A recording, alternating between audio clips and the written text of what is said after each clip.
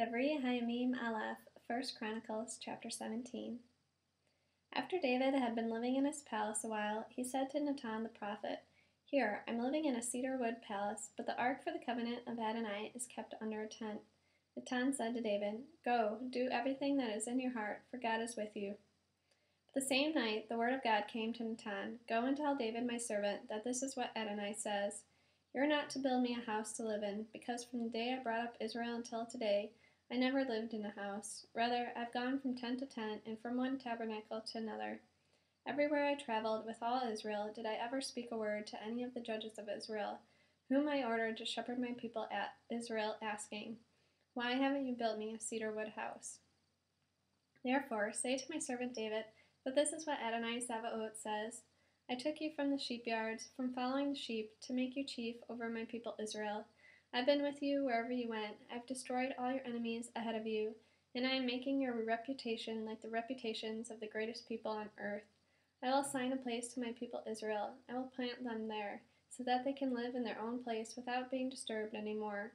The wicked will no longer devastate them, as they did at the beginning, and as they did from the time I ordered judges to be over my people Israel. Instead, I will subdue all your enemies.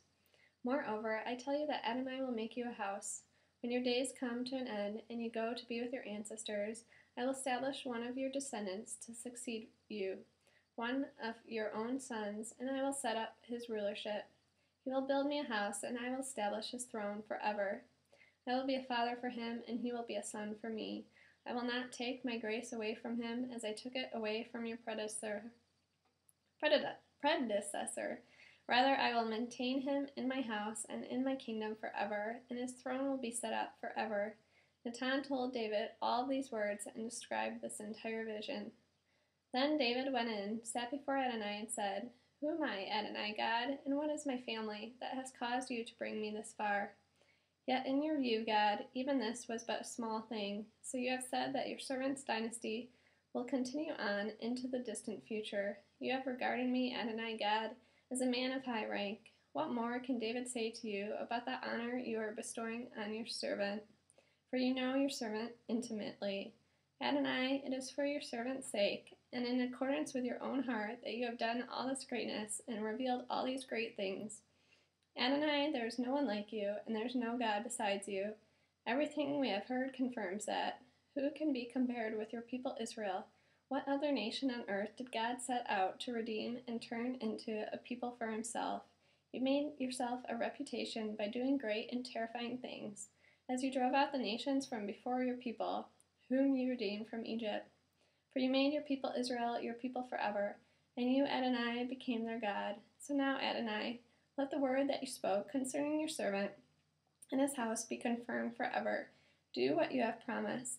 May your name be confirmed and magnified forever, so that it will be Adonai Sabaoth is the God of Israel, and the God of Israel and the dynasty of David, your servant, will be set up in your presence. For you, my God, have disclosed to your servant that you will build him a house. This is why your servant has the courage to pray to you.